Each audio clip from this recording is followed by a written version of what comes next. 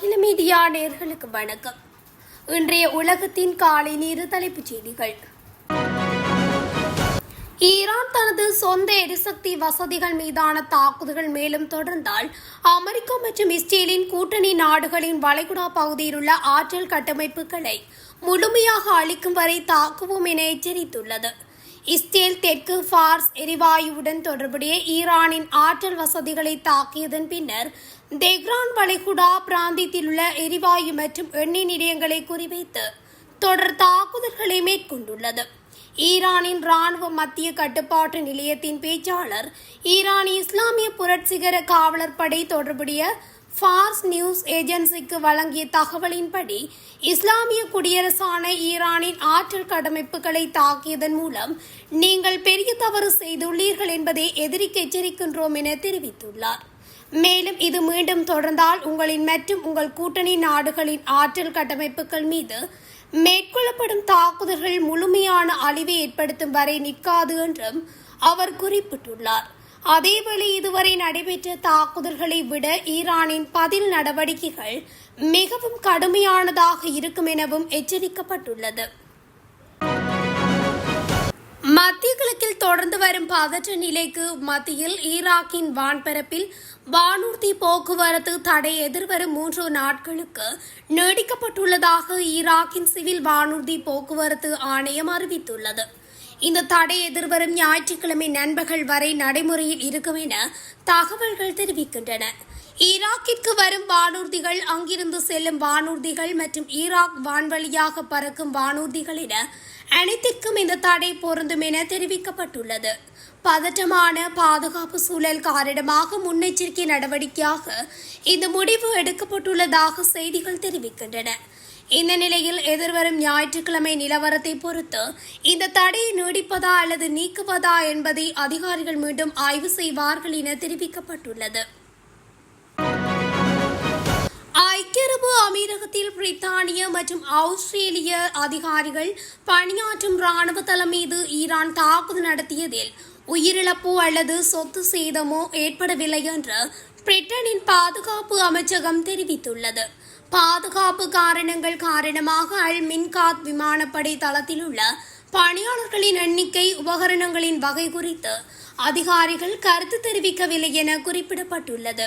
2024 March மாதம் துபாய்க்கு தெற்கே உள்ள தளத்தில் இங்கிலாந்தின் நிரந்தர ராணுவ வசதியான டொனேசி லைன்ஸை இளவரசி ரோயல் அதிகாரப்பூர்வமாக திறந்து வைத்தார்.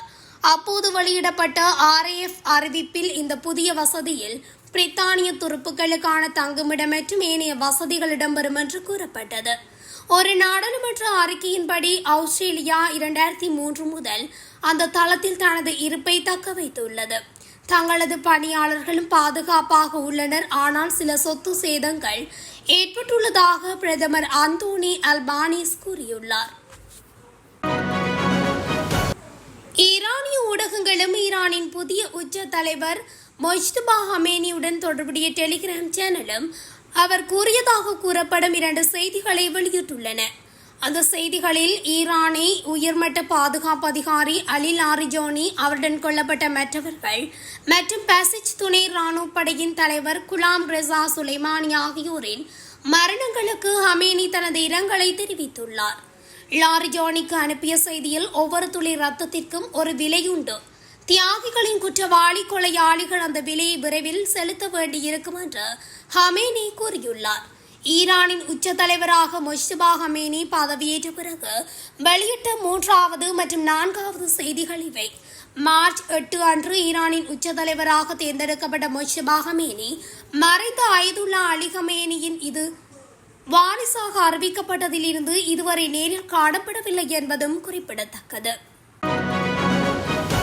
ஈரான் மீதான போர் தொடங்கியதிலிருந்து அமெரிக்கா மற்றும் இஸ்ரேலுக்காக பணியாற்றிய 178 உளவாளிகள் கைது செய்யப்பட்டுள்ளதாக ஈரான் இஸ்லாமிய புரட்சிகர காவல்படை கூறியதாக மெகர் செய்தி நிறுவனம் தெரிவித்துள்ளது. கைது செய்யப்பட்டவர்கள் ஈரானிய செஞ்சிலுவை சங்க மையங்கள் மற்றும் ராணுவ சோதனை சாவடிகளின் படங்களையும் இருப்பிடங்களையும் அமெரிக்க மற்றும் இஸ்ரேலிய உளவு நிறுவனங்களுக்கு குறிவைப்பதற்காக அனுப்பி வந்ததாக IRGC தெரிவித்துள்ளது. கைது செய்யப்பட்டவர்களில் ஆயுதங்கள், இருப்பிடத்தை கண்டறியும் கருவிகள், சிறப்பு தகவல் தொடர்பு உபகரணங்கள், வெளிநாட்டு நாணயங்கள் ஆகியவை கண்டெடுக்கப்பட்டதைத் தொடர்ந்து பல வெளிநாட்டினரும் தடுத்து வைக்கப்பட்டதாக ஈரான் இஸ்லாமிய புரட்சிகர காவல்படை தெரிவித்துள்ளது. மத்திய கிழக்கு பிரச்சினைகள் தீவிரமடைந்துள்ள நிலையில் அமெரிக்காவின் வாஷிங்டன் நகரில் உள்ள ஃபோர்ட் எம்சினியர் ராணுவ தளத்தின் மீது மர்மமான ட்ரோன்கள் பறந்ததாக தகவல் வெளியாகியுள்ளது.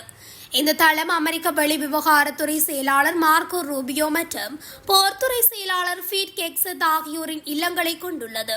ட்ரோன்கள் எங்கிருந்து வந்தன என்பது இன்னும் உறுதி செய்யப்படவில்லை. இதனால் அமெரிக்க அதிகாரிகள் ரூபியோ மற்றும் ஹெக்ஸத் ஆகியோரின் பாதுகாப்பை உறுதி செய்ய இடமாற்றம் செய்யும் வாய்ப்புகளை ஆராய்ந்து வருகின்றனர். அவர்களின் தற்போதைய இருப்பிடம் குறித்து அதிகாரப்பூர்வ தகவல் வெளியிடப்படவில்லை. பென்டகன் செய்தி தொடர்பாளர் பாதுகாப்பு காரணங்களால் ஹெக்ஸத்தின் இயக்கம் குறித்து கருத்து தெரிவிக்க மறுத்துள்ளார். இந்த சம்பவத்திற்கு பின் வெள்ளை மாளிகை உயர்மட்ட கூட்டங்களை நடத்தியது. மேலும் ஈரான் பழிவாங்கும் தாக்குதலுக்கான சாத்தியம் காரணமாக அமெரிக்க ராணுவத்திற்கு உயர் எச்சரிக்கை நிலை அறிவிக்கப்பட்டுள்ளது. உலகம் முழுவதும் உள்ள அமெரிக்க தூதரகங்களுக்கும் பாதுகாப்பு எச்சரிக்கை விடுக்கப்பட்டுள்ளது. ஈரான் இஸ்ரேல் போரின் தாக்கம் காரணமாக அமெரிக்க ராணுவம் சாத்தியமான அச்சுறுத்தல்களை மிகுந்த கவனத்துடன் கண்காணித்து வருகிறது. இந்த சம்பவம் மத்திய கிழக்கு போரின் தாக்கம் அமெரிக்காவுக்குள் நேரடியாக பரவக்கூடும் என்ற அச்சத்தை அதிகரித்துள்ளது.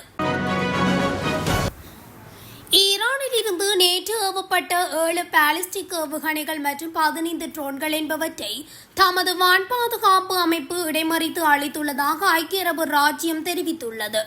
மோதல் ஆரம்பமான நாள் முதல் இதுவரை 334 பாலிஸ்டிக் ஏவுகணைகள், 15 குரூஸ் ஏவுகணைகள் மற்றும் 1714 ட்ரோன்களை தாம் எதிர்கொண்டுள்ளதாக அந்த நாட்டின் பாதுகாப்பு அமைச்சு மேலும் குறிப்பிட்டுள்ளது.